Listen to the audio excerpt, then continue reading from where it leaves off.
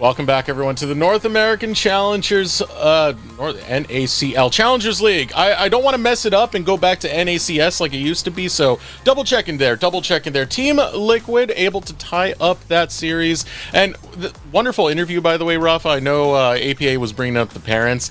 Have you looked on Twitter and seen some of the posts that they've done? They're making their own merch for APA and everything. I know. It's so wholesome, man. Like, during his debut week, they all purchased Team Liquid Honda jerseys, and they were repping it in their living room as well. They had friends and family over just to support the boy, and honestly, like, I love that. I live for that.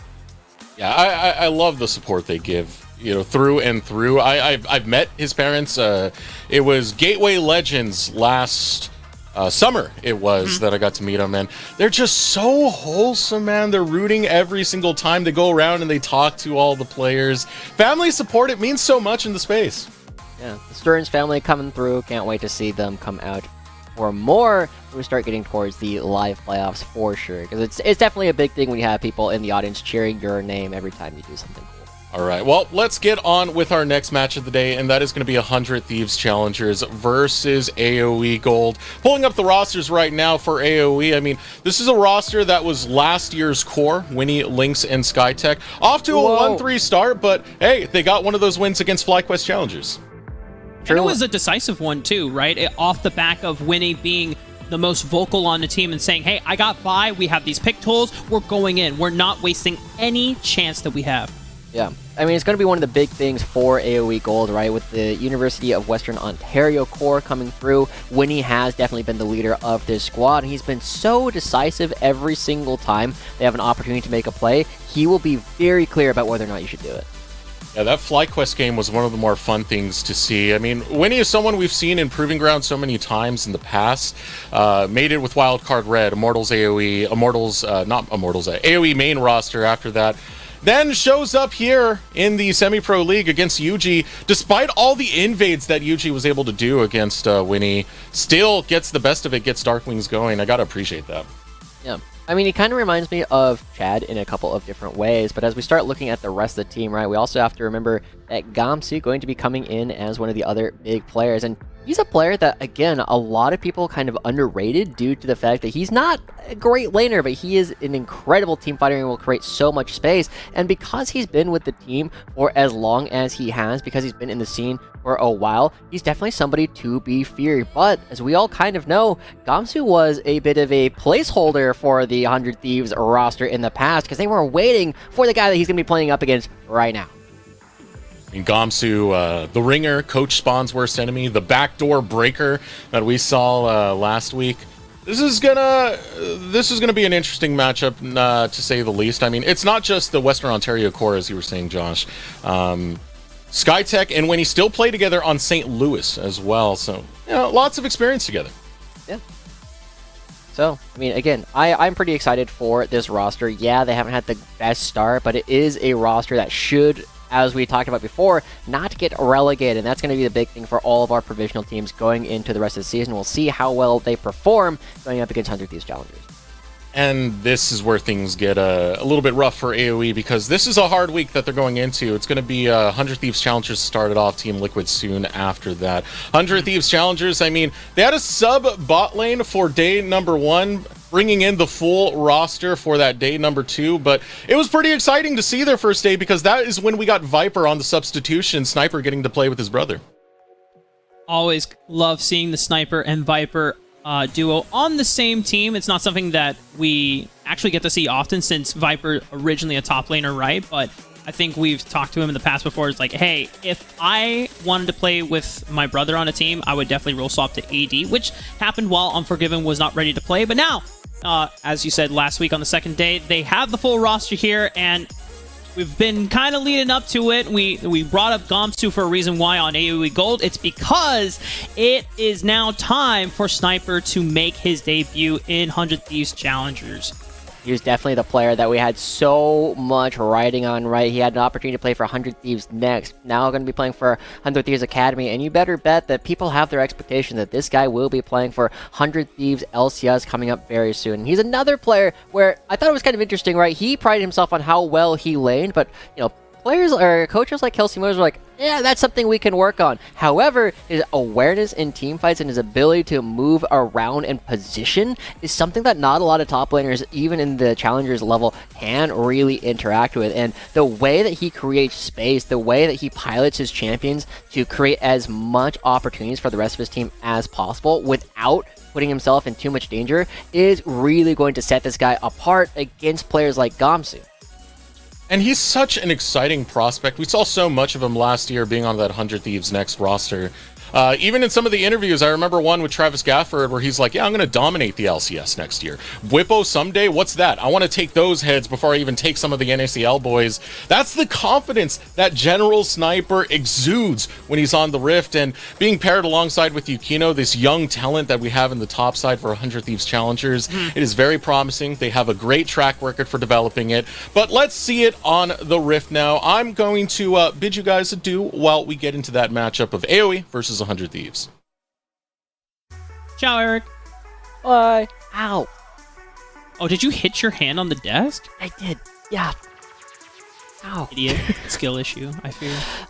It's a skill diff, I fear. But we'll see what kind of skill diff we actually have going into here, because 100 Thieves Challengers, they also have another big player coming in, Unforgiven, coming in for them as well. The MVP of the LEC coming into play in the LCS Challengers series. This is going to be a big opportunity for 100 Thieves to kind of revitalize themselves, right? Just like we saw with Bolulu earlier, now we get another very, very star player coming through. And while this was a team that was mostly looking to play with Sniper, or towards Sniper, while they were playing with his brother Viper, now Unforgiven is another player that they can start putting a lot of resources into. And with the veteran of Destiny, who's played with Immortals and Cloud9 over the past couple of years, in the support role, this is a very scary bot lane for the collegiate Lynx and Skytech to actually play against. And for 100 Thieves Challengers, this is the kind of formula that EG LCS team started in spring 2022 with a couple of rookie prospects wanting to develop further. When you then surround them with more experienced players across the board, you already talked about Unforgiven coming from the LEC. Destiny been around here for quite a while. Pretty as well, both of these guys kind of having earned their keep here in the developmental side of NA, while also technically being imports from other regions as well. But for 100 Thieves Challengers, if it's not built up for success for Sniper to be the main carry, then it's gonna be Forgiven on the cross map.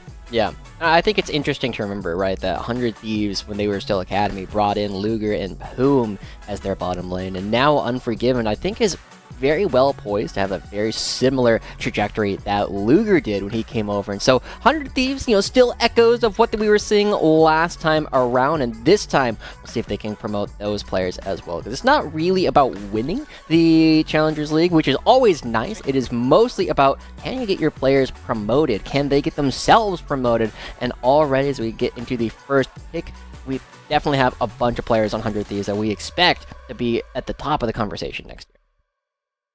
Oh, okay. Well, Maokai was gone, and instead of opting for something like the Sejuani that we've usually seen as the next go-to tank, I think 100 Thieves Challengers kind of remarking at how well Lynx played on the Zeri last week, saying, hey, we need a way to lock this guy down before it's their turn of the draft, and now I have the point-and-click reliable CC for you. Yeah, and the other thing is that this Vi has been one of Winnie's best characters as well throughout his time in the Challengers League thus far, and I think taking that away makes it a little bit more difficult for Winnie to actually have some of the decisiveness benefit him like we saw in their previous series. And so, again, very, very standard stuff. The Vi comes through, the Wukong, and this is almost definitely going to be a Yuumi getting picked up for Skytech. And so, we just kind of look across the board. We can kind of expect that one other place that might be a little bit interesting is Darkwings is another player that we've spent a fair amount of time talking about thus far, as one of the former players for Dignitas Academy, now going to be playing for AOE Gold in the Challengers League, and had some time in the 100 Thieves Next roster as well. And so there's a lot of back and forth between these two teams that I think will allow Darkwings to kind of shine a little bit because of how much confidence he was able to find towards the tail end of his time with Dignitas and during his entire time the 100 Thieves Next roster. Yeah, it's not his first time in the rodeo against Pretty when he was back on the Immortals organization last year, right? And I think Darkwings was always a mid laner that most of us felt like he was liability ready for a while. Yeah. Well, He At the was beginning new- of like spring 2022. Yeah. And the Dignitas Challengers roster at the time obviously was a ton of new faces, and then JJ and support to kind of wrestle all the rookies together. But now that Darkwings has been around the block, it's kind of his year to be like, hey, this is why I deserve to be in this league in the first place. Yeah, I mean, he came into his own by the second half of spring 2022. Darkwings had some crazy pop-off moments, right? I think we showed it earlier where he had a 1v4 base defense on the Cassiopeia. Against CLG, He's had a lot of cool things that he's actually done over the past year, and this is going to be his opportunity to showcase going up against one of the better mid laners that we had in 2022. Gritty, coming over from Greece. Prodromos Kavizitidis coming through, and I know this is one of the other players that has a lot of support. He was always talking about how whenever he had one of his games on, kind of regardless of what time it is, some of the Greek fans in chat would always pop off and be like, let's go, Pretty. This is his big opportunity to play. And as we start getting to the second half of the draft, again, no real surprises as Darkwings goes for the Azir, which was one of his best characters earlier this year. Here in the Challengers League, sometimes we might expect a little bit of spice coming out, but I mean, this like is the Nasus. Nasus was pretty cool to see. Balulu signature Zoe came through in game 1 of the draft, right? But I mean, for the most part, this has just been kind of what everyone's playing at the pro level, right? And not really any reason to differentiate or stray from what is working, unless you have someone on your roster that wants to play like a signature comfort champion, right? I mean, Pretty's Victor, pretty good, as well as definitely something that he was able to control a lot of the battlefield last time around, but I'm not really expecting anything particularly out of left field, and so kind of looking at this, we've seen these two compositions, basically, like, you put in, one champion, you take one out, the composition doesn't really change between, one game and another. So unless Gamsu has a big surprise here, and if there's anybody who's not going to surprise us, it's usually Gamsu. The only thing he's really brought out in the past was Mordekaiser, but if he picks Mordekaiser into 100 Thieves, they're basically conceding the game. So it'll be very tough for them to actually try and get something super exciting here. So one of the other players that I do want to touch on before we actually get into the game is we see Gamsu's Gangplank, one of the undefeated players that we had for most of the second half of 2022. It's also Yukino. Johnny Dang coming through. A very young player coming into Winnie. I think this is going to be a bit of an odd moment for him because he's so raw and so young, and he's got a lot of very experienced players around him. And we've seen players in particular like Tomio have a lot of success when you have stronger shot callers like Unforgiven and Destiny around them. Especially when Yukino is a type of jungler that wants to play more for self-advantage. Obviously, this meta doesn't really support that as much. We don't necessarily see the Graves as often as one of his signature picks, even more aggressive style counter junglers. For Yukino, I think it's been kind of a question of how well he would adapt to being more of the selfless player of enabling others. But I mean, this draft supports it well, right? And you have two very strong side lanes to play for in the early stages of the game. Either you want to, as we talked about in the prior series, Lucian versus Zeri, either shut down this Zeri before it gets rolling, or the more exciting prospect could be playing towards Sniper on this Fiora. And so, as we jump onto the Rift for our third game of the day, again, 100 Thieves Challengers going up against AOE Gold. Not a whole lot of surprises coming out basically across the board. Both teams have some range to play with. AOE has a little bit more of it. AOE is a little bit of a better scaling team, but 100 Thieves have some good pick tools, right? Sniper should become an issue later on in the game in the side lane, and Yukino and Pretty can have a lot of success, especially if they start ganking early. AOE Gold fans showing up huge in the chat already. Oh, okay, there we go. I think there's a couple of AOE fans already ready to spam hashtag or AOE in the chat to get their support, and now, okay, there we go. 50-50. All right, we gotta stroke our chins, beards. our Rizzler beards, just like beat down Boulevard. Who is it? Who will win this epic series? Yeah. But this is an adaptation I have been liking a lot from the Gangplanks over the past couple of weeks as Skytech. Ward's back.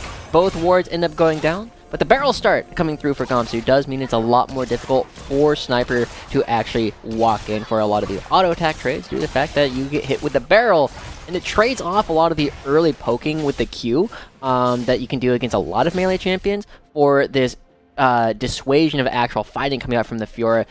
We have been seeing a fair amount just because Fiora has so much range. Every time you walk in for a Q, Sniper will Q you back. Just want to wrangle up those grass procs on top of it. Just making sure you're staying in combat range for yourself. I mean, Sniper, this Fiora pick is one that many top laners across both LCS Challengers League and LCS itself, when given the opportunity, they stray away from it because it is more feast or famine. If you're not piloting this Fiora well, then, you know, you don't really offer much in team fights. Yeah, you have to be destroying the 1v1. You have to get that split push online as an actual win con. So, but Sniper has the confidence to do so, and it's why 100 Thieves Challengers want to develop this guy in the first place. Yeah. So one of the big things that I kind of want to watch in the top lane again is because Sniper was the one that Gamsu was holding the spot for, right? 100 Thieves Challengers were saying, we want to invest in this guy, and Gamsu, we're going to hang on to you for now because you do a lot of good things, especially in terms of creating space for a lot of younger players, but this is that younger player, and it's going to be Gamsu's opportunity to say if he can beat Sniper in the side lane, if he can beat Sniper and be more relevant during a lot of fights, it's a big props to Gamsu is saying, like, yeah, this was a replacement that we've been expecting for a long time. It's not just a fairly recent, like, oh, you know, we're gonna change something up. This was what the 100 Thieves plan was for the past year. If Gamsu beats that, then it's just the simple, yeah, you're not ready, kid.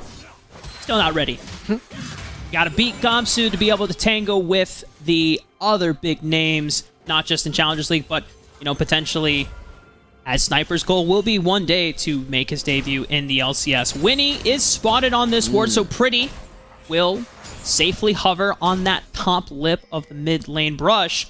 And Winnie's trying to dip back and forth, but because that ward, brilliantly placed, still covers him, Pretty understands that Winnie was still hovering around, so that only leaves one more option to go, and it's like, maybe I can look for Krugs, but Sweeper doesn't detect it, so he knows there's nothing else for him to do. I also want to give a bit of a shout out to Darkwings, right? We know Azir is one of the better mid laners at the moment, but it's not supposed to be a good laning time into the Victor, right? Victor can walk up your Qs on a shorter cooldown than Azir's W, and so you can use that to get a lot of damage through, and Azir's mana is also a bit of a problem a lot in the early laning phase, but because there's been no pressure from Yukino until now. Oh, does Yukino wait for it? Ballbreaker connects, Darkwings flashes forward. Let's go! Yukino hits the 1, 2, 1, 2. That's first blood for Yukino. Yeah, Yukino comes through, Johnny Dang, that's huge. We were just saying they weren't creating any opportunities, but they give the assist over to Pretty. He gets 25 Victor dollars for that. They get Darkwing's flash, and suddenly, the first time Yukino comes into the lane, they find the kill. Hey, Yukino is on the top side of the map, so Sniper might be lulled into a false sense of security, but Winnie, realizing that is a big wave that Gamsu has to catch, does not go for the play. Aggression in the bot lane. Let's see what Lynx and Skytech can do against Unforgiven and Destiny. A more tried and true bot lane, but it is Lynx and Skytech that win the 2v2, or at least for now, as both supports end up trading 1 for 1. Great stuff coming up from Lynx and Skytech. These are the young guys coming through. Skytech's had a little bit of time in the Challengers ecosystem, but they just come through, they take down the LEC MVP. Destiny is a long tenured player as well, and they just go for a winning fight as the Zerayumi. This is a great play coming out from the young bottom lane. Something... Oh, hang on. Chaos Storm from Pretty. Knows that Darkwings doesn't have flash. Gravity Trap catches him in. Darkwing throws out the Emperor's Revive, but Pretty, yeah, you called it. Still has flash advantage available. Oh, but Darkwing's quick moves, baits him over to the left, and then a little cha-cha-cha to the right side. Yeah, I mean, that was scary. Pretty just waiting on his next cooldown to come up, and that would have absolutely been the death of the bird, but here, we'll take another look at the bottom side of this again. Unforgiven goes in, and I think AOE take a little bit of time to decide whether or not they actually want to commit to the fight, but as soon as the bubble is dodged, they are all in the Qs, piercing through, and even though the one misses, there's still enough damage due to the execute coming up from the right-click auto text, and Destiny will eventually trade back, but this is a spot where I think both teams were unsure if they were committing for the fight. Yep. You already called it before. Huge for Lynx and Skytech to not only push themselves knowing that, hey, we're going up against bigger names, but we have the synergy advantage. We've been playing together a long time in collegiate and on other Proving Grounds teams. Let's test ourselves against these guys. And, winning that 2v2, that gives, honestly, an unexpected advantage now in the bot lane. Yeah, you can see Unforgiven going with the serrated Durek. This is what Lucians and Namis do if they feel like they need to accelerate the game, because it puts a lot of your items much farther back and further away, and I like this from Pretty as well, creating a lot of space so that Darkwings, you will be able to get this, but this is going to be really tough to make sure that this wave actually gets underneath the turret, so Pretty can get a freeze. But overall, taking a look at the map state, we see that 100 Thieves are doing quite well in multiple lanes, and so far, Sniper is living up to the promise of beating up Gamsu in the side lane. 20 CS advantage for the Fiora.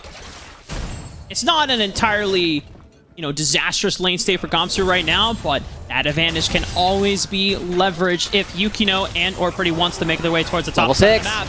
Unforgiven opens up the culling and recognizes that Lynx with no summoner spells means that most of the bullets find their mark, requiring Skytech to block some of them like a true support. Looking at you, Cubby, you would never do the same for me. You rap. It's just, I'm just kidding. I was uncalled for, sorry. Yeah, he deserves it. Every time we get Trip out late, he deserves another one. But the bottom side of the map, right, the fact that they've lost that much HP, it's not necessarily the health advantage, it's the mana advantage. Skytech now has no mana to play with for a while, and so that means no heals, no prowling projectiles to be coming through, and Unforgiven and Destiny can just create a lot of pressure by either moving away off the map or continuing to bully Lynx and Skytech throughout the rest of the lane. And as they back away, Unforgiven has rapidly evened up a lot of the deficit that he had with the kill. Oh, Darkwings, beautiful shuffle right into the waiting arms of Winnie with the Cyclone. And unfortunately for Yukino, everything happened way too fast before he could react. Yeah, Pretty not even able to get that flash out at all. Darkwing's taking him a bit by surprise and taking us by surprise as well. I'm actually a little bit shocked. The 100 Thieves, after seeing that, are like, yeah, let's do the Rift Herald. Yeah, our mid laner is just dead, but Darkwings has no mana. When he has no mana, it's time for us to use the priority that Sniper has already built in the top lane in order to get themselves our objective. Yeah. For AOE, they had expended 2 ultimates on top of it, so even though nice play to get some gold back over into winning the most vocal member on AOE doesn't just mean that you can now contest for the Rift Herald. So 100 Thieves Challengers still get something to walk away with, and look back at what happened. Yeah, Darkwings just uses the opportunity as soon as the stun field goes down, just goes in, and Yukino had already backed away, and I think that was the big thing. Seeing that Yukino had left the brush, had left the area, no Blackpink left to play with. Just really good timing. I think you can, even though we don't hear team comms, Darkwings and Winning are probably talking to each other. It's like, okay, he's not in range. Like, you would have to flash and immediately ult back to, make this play a 1-for-1, right? So it's just all on timing. And that's what we've come to really love about AoE Gold. It's the decisiveness. As soon as there's an opportunity, they just go for it. That'll continue to be the thing that gets them wins and the thing that ends up losing them some games, right? They will full send it, whether, even if it's not always the best thing, but that's something that will allow them to stay in games that they would not otherwise be in. And so, continue to watch out for Winnie's willingness to just go forward a lot of the time. Almost every time they have an opportunity to do so. But they don't have anything to fight for another minute and a half, and as we've continued to talk about, it's going to be a big thing to see what items people have when they actually back away. Will Lynx and Skytech have their Immortal Shield build completed? Because that could be the thing that they need in order to actually make this play happen. There's a control ward in this brush, so even though Winnie will make his approach soon, there it is. They might have some time. Given still has a flash to play with, but the Lost Chapter locks him down, and he knows that there's no longer any reason to even burn that summoner spell. Destiny still has a chance to get out. He escapes. Yukino, can he make the play? He's rocking Conquerors. He's got a little bit extra damage behind him, but looks like 100 Thieves are not going to go for it immediately for the return play. 45 seconds before the next dragon spawns in AoE Gold. Do 100 Thieves, is there a safe way to stop the recalls? No, not really, but Yukino might be able to pick up Skytech and Lynx now that Winnie has backed. Oh, and the bubble! So Skytech doesn't have a way to get back to Lynx. Victor trying to avert the eyes of cat brutality on the screen, but unfortunately it was shown. Dang. I mean, that's a really good timing play coming out from Yukino. He's actually played this game quite well thus far, picking up a kill there right before the dragon actually spawns, and Unforgiven will be here for the dragon, whereas Skytech is going to take a little while to get there. And impressively, they don't even have enough gold for the Immortal Shield, though, even after the extra bit comes through. We drop the Rift Herald down in the bottom lane. That's going to be the entire bottom lane turret falling off the map as 100 Thieves Challengers take control of the map. First brick down, as you called it. Infernal Dragon up for the taking. 100 Thieves are already in position, and despite the vision from AOE Gold, knowing that they are starting it up, they can't do a damn thing about it. Unless... No, no way. I mean, they don't have ultimates. That's the big thing, right? No ultimate on Winnie, on Lings, or on Skytech. There's no real way for them to try and come in for this fight, whereas Yukino still had the ultimate ready to go.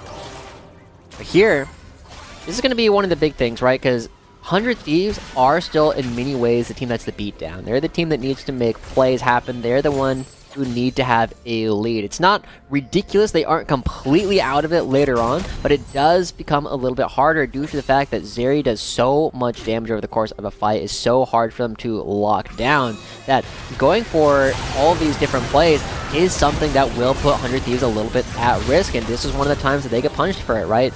AOE don't have to do anything impressive to make that gank actually work. They just prey on the fact that the Lucian Nami is going to be moving up, and this is good. I'm pretty sure they get the vision almost entirely off of that ward that's in the previous brush, and as you called out, that bubble into Skytech can't reattach to Lynx. Damn. Good night, cat. Yeah. Even for me, there's jokes that I don't want to make. But... You know what it is. And now that I've said it, you're thinking about it. 4 minutes on the next dragon. Yep. Nothing else to talk about. Here in the LCS Challengers League, very family-friendly stream. You know. Yeah, usually, for sure. Yeah. Glad we're on the same page. Yeah. But yeah, I mean, with the dragon getting picked up, it is now 1-1 because AOE were able to grab the first one. 100 Thieves grabbed the second one, and I'm honestly pretty impressed with Lynx and Skytech, right? Going even effectively in a lot of ways with Unforgiven and Destiny is a big feat for them in the Zeri Yuumi lane against the Lucian Nami, and just the raw experience difference. But now this could be Destiny calling for an opportunity to go for plays. We criticized their lack of playmaking before. Damn, I was just about to give them props, and then we just don't go for the play. You know, Gamsu was looking a little submissive and diveable right there. But 100 Thieves say, oh, it's on the other side of the map. Sniper was the one looking for it. AOE Gold forced to retreat because the teleport from Pretty dissuades them off. Winnie forced to use the flash. The rest of them get out. No blood spilled on the bottom side. That's a big cooldown coming out from Winnie, and now Yukino looking for the 1v1 top with Gamsu. This is a Chempunk Chainsword Rush, no Radiant Virtue. He's got a little bit more damage in the tank. Does he actually want to limit test this one? Whoa! Almost super close, but Yukino cannot take any more turret shots. It's just Unforgiven. A quick move back and forth with the Gale Force and the dash, and they clean up the kill. That was really clean mechanics coming out from Unforgiven to actually pick up that last bit of damage. Gamsu goes down. Yukino just willing to pick up that last bit. So the next turret will probably be falling up here in the top lane, but at least it allows Gamsu to recover a lot of the CS that was lost up against Sniper previously, as Gamsu, remember, just because he got kind of beat up in the laning phase earlier on, he's still one of the best gangplank players that the Challengers League has had. With that Essence Reaver pickup, you saw how much damage already was threatening Yukino's life as he made the dive happen, but just really awesome coordination from the 100 Thieves Challengers roster, and honestly, refreshing to see that the experienced players are playing so well, enabling the young guns in Yukino and Sniper. A little bit of a trade going on. Yukino going for that Rift Herald, while AOE Gold, even though it's not the first tower of the game, it's one of their first towers that they've picked up in response, but this leaves Gamsu on an island for now. Yeah. And it also allows Darkwings to be in a position where he has a little bit more playmaking, a bit more gank assist, if Winnie does ever come down, in order to try and pick up Pretty or Sniper, whoever chooses to actually try and match this Azir later on, because Azir still has a pretty good range advantage against both of these characters. The side lane is still something that the Azir will be able to play. But we have another dragon spawning in about a minute, and I'm curious if AOE actually want to be able to play for this, right? They are in a situation where they can play for a bit later in the game, but it's also a situation where about 2,500 gold, now about 3. is that too much of a gold lead for them to be willing to just sit back and they're going to pick off Pretty? I mean, Pretty has a flash, but I think the only way you can make this play work is if you try to blow up Gamsu, but exhaust, well timed by SkyTech, denies a lot of the damage. Lots of friends. Wait, they didn't kill him. Pretty's still alive, and now the rest of the reinforcements from 100 Thieves Challengers have arrived just in time. And that means AOE Gold's engage is floundered. The rest of 100 Thieves Challengers push them back. Everybody's going to be backing away, and they will be able to get towards the dragon first. So I think that answers our question, right? With 3 major ultimates down already for AOE, there should be a free dragon going over to 100 Thieves. And look at this. Meanwhile, bottom lane, Sniper's just been hitting the turret. This is not good. AOE Gold already down 3,000 gold. You haven't really dealt with this problem that is Sniper's Fiora, who is living the split push fantasy, just getting these turrets down. They go for the engage on Pretty, but the engage doesn't work out, and they lose more on the map on top of it. Second dragon being picked up for 100 Thieves Challenges. This seems to be smooth sailing so far. Yeah, it looks to be like shades. Excuse me, it looks to be shades of what we saw from 100 Thieves Academy last year, right? You could never pick out Jimmy in the side lane because he would either trade 1-for-1 or he would have friends coming up. And now Pretty doing a very similar thing. Had so many friends ready to go, almost trades 1-for-1 and forces the rest of the team to back up, giving them tempo on the rest of the map. And now Sniper taking some damage, but has been sitting on a ton of gold even before they're able to knock the turret down. Was willing to trade health to see if he could get the Demolish proc. Doesn't quite do it, but it's okay. You can come back for it later. Most of the members here from 100 Thieves Challengers hovering this top side. Darkwings had already backed away, respecting it. And you know what? What? Observers, can I get a flying over of the vision check on the top side of the map once again? What we have? You literally just said not to do that. Well, I said not by name. But Oh, okay, so if we just call them observers, it'll work. Yeah, there is absolutely nothing that AoE can see in this top side. It is so difficult for them to actually create more space for themselves, and it creates a really suffocating feeling, especially for all these ranged champions that don't have the easiest of escapes to get away from the suppression of the cease and desist coming out from Yukino. It's like me at night when I'm trying to walk through the apartment, but if there's no lights on, I just don't feel safe. You never know which piece of furniture I'm going to be hiding behind to hit you in the face with a fish.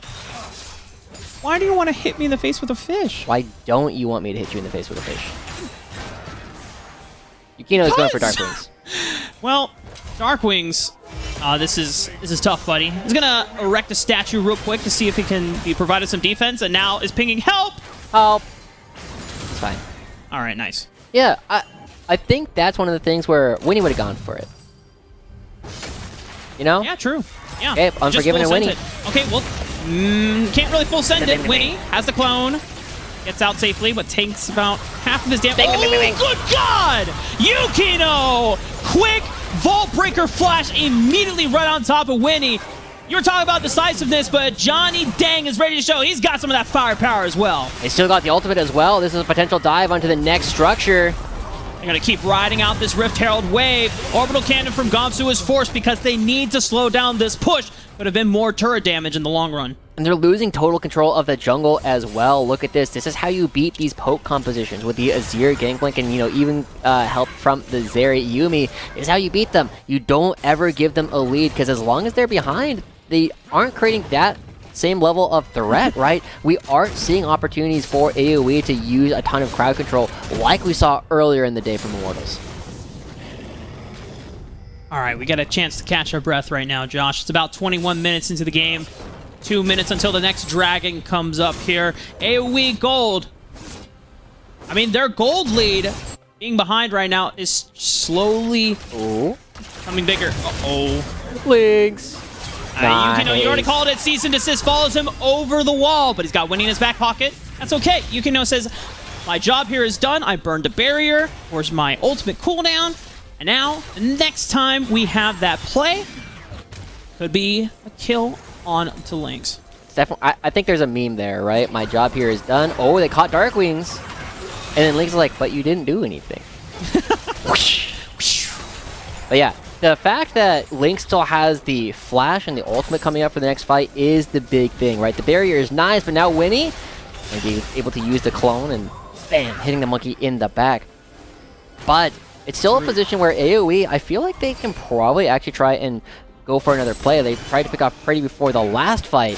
Now, they actually have a lot of vision to play with around the upcoming dragon, and it should not disappear before the actual dragon spawns. Yeah, because once again, it's that suffocating vision control that 100 Thieves Challenger have absolutely just impressed upon AOE Gold's topside jungle. They can't really walk in unless they know for sure where the rest of the members are. Uh-oh. Got him. Cease and desist was back on up, and Darkwings, despite burning a flash, does not get out alive. Member down, 30 seconds before the dragon, everyone taking their resets. AOE was trying to do that to Party last time, but it's Yukino that does it to Darkwings this time around as they move down. They're not going for the dragon, they're already hitting the Baron. Oh, okay. Well, I'm down for this. Baron being started up, slowly burning down. Oh. They turn their tails on the Lynx. They want to see if they can get Sniper. the Hello. Slides on over, but Sniper with the right in the DMs. The mad French swordsman coming in. Oh, baby, Sniper has just routed off bolt carries of AOE Gold. Winnie now has a cat in his back pocket, but oh no, this is... Avert your eyes! Avert your eyes! Oh no! They're all dead, Joshi! Again, right in the DMs, right there. Sniper slides in, gets a couple of clean kills, and then the rest of 100 Thieves, they back away. Riz on this guy. They were just hitting the Baron. He's like, hey, are any of you guys interested in coming out to play? And then it's like, oh, you don't even need that. Just gonna be moving right on the backside. Because look how far Yukino is at this point. Winnie not able to participate, and Lynx gets there and is like, not a lot to do here. Gamsu trying to run away, but the Fiora is fast. Gamsu made the sin of being on the same screen as General Sniper. You know, and Comms is like, guys, there's a Fiora behind me? What happened? Yeah, I'm just hearing Alk batteries going like, guys? Hey guys, I still have flash. I'm fine. Oh, I'm not. Oh. Yeah, that's 100%. I guarantee you that's what the comm sounded like in, the team. Just like, oh. Happens. Well, we are now at an 8,000 gold advantage for 100 Thieves Challengers. Not technically at the point of no return, but you know what, Joshi? Yeah, this is chalked up. Tough.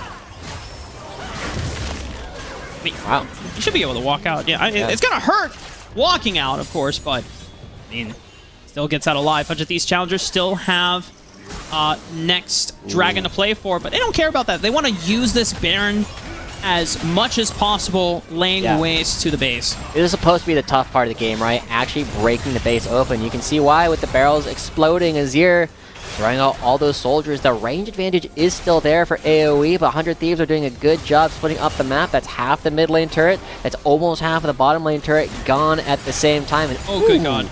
Oh, Gamsu, you gotta be careful. It's a tough line to cross because as Darkwings and Gamsu, you are the main ones having tasked with the responsibility of clearing these minion waves, but against Baron empowered ones, you have to step up pretty far forward, and if you do, you might just find yourself on the other end of a giant fist from Yukino. Yeah, that's the ultimate, but the turret, is it going to go down? It does. The mid lane turret falls shortly after. 100 Thieves accomplish both tasks at the same time. With these turrets gone, it's so much harder for AoE to defend.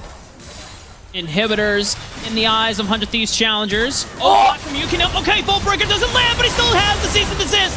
Darkwings is popped, and now the rest of AoE Gold will do their best and damnedest to defend, but you cannot defend against this powerhouse of a squad. 100 Thieves Challengers find everything that they want, take out the two inhibitors, and will take their leave. Yeah, and they might actually be able to end the game. It's only Lynx. His ultimate's running out. Okay, riposte from Sniper, baits Lynx a little bit forward. Still's got about 500 health to play with, but now it's up to him and Gamsu to defend. And Sniper, or I think that's pretty... No. Oh, 100 Thieves Challengers just taking some recalls here. They are just playing with their time. But one barrel. Has teleport available. Sniper doesn't have teleport quite yet, so he's just kind of playing back and forth. But here we go. 100 Thieves Challengers, just a few more auto attacks to end the game. Okay, whoa, Lynx, just a couple more auto attacks. Okay. Not enough. We've seen so many games before in the past, Josh, where they get close to ending the game and then it's clutched out. Base defenses have happened in the past, but not today. 100 Thieves Challengers close it out and now lead the series 1-0. It's a lot of confidence coming out from the 100 Thieves to actually go for the end there. So good stuff. I mean, this was a very clean game. Basically, the entire game was going in their favor. The one bright spot that we really saw coming out from AOE was the fact that Lynx and Skytech were winning a 2v2. But after that, the entire game definitely seemed to be in 100 Thieves' hands. The amount of snowball that basically was leveraged by 100 Thieves Challengers, it is really awesome to see come forward. And even though they didn't really necessarily play towards Sniper, Sniper was just getting that advantage by himself, right? But 100 Thieves Challengers already boasting a huge knockout punch in the first game. We've got one more in this series before we wrap it up. But before or after this break, we'll be throwing into our halftime show with Mr. Deseret.